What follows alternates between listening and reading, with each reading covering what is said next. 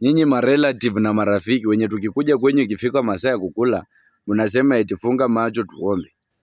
Halafu mnaleta misiebebe kwa meza. Kwani mko mnaombea misiebebe? Mnaleta githeri kwa meza. Ati funga macho tuombe. Tuombe chakula. Umeleta tu githeri kwa meza ati tuombe githeri. Unaleta maengele kwa meza. Umeng'ang'ana tu umeenda umechimba mabondi, umechimba vilasi, unaleta ati mpofunga macho tuombe. Hiyo hapana. Na sasa kuku si mutanena kwa ndimi. Kuku mkileta kuku, wewe ukileta nyama si utaanza kuongea kwa ndimi. Umeleta tu liondo imekauka tu hivi, umeleta tu hapo githeri hivi, umeleta mabondi. Alafu unasema ati sijui atifunga macho tuombe. Umechuna matawi ya maharagwe makarava, umepika mboga na ugali ati sijui tufunge macho tuombe hii chakula. Chakula gani? Na kuku sasa utasema ni? Utanena kwa roho ama utafanya nini? Ukileta chapati na kuku utafanyaje? Si kila tu chakula ni ya kuombea. Kuna chakula za kuombea.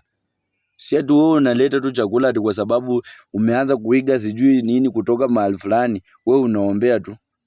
Kuna chakula za kufunga macho tuombe. Kama kuku. Kama nini, lakini usikuja hapa umeshika tu liondo ati mpofunga macho tuombe chakula. Na unachukua yenyewe unaomba muda mrefu, baba sijui unaombea tu chakula muda mrefu kabisa. Sijui ati unaombea wale wamesafiri, wale sijui wako kwa magari, wale nini wako sijui wapi, wale wako ng'ambo naombea sijui nini. Yaani hiyo yote uko naombea chakula. Unachukua muda mrefu kuombea chakula. Hapana. Tuanze kukuwa na akili. Ukipata chance ya kuomba omba kama ni ya chakula. Tujasema kuomba ni mbaya, lakini ya chakula hawaombangi muda mrefu. Unaombea mpaka nini wafu. Ati unaombea chakula. Hapana. Na tuone tena chakula za kuombea. Si ati unaleta hapa mamishiebebe, maondo, malenge huko naombea tu hiyo. Sasa kuku na nyama si utaongea kwa ndimi. Basi.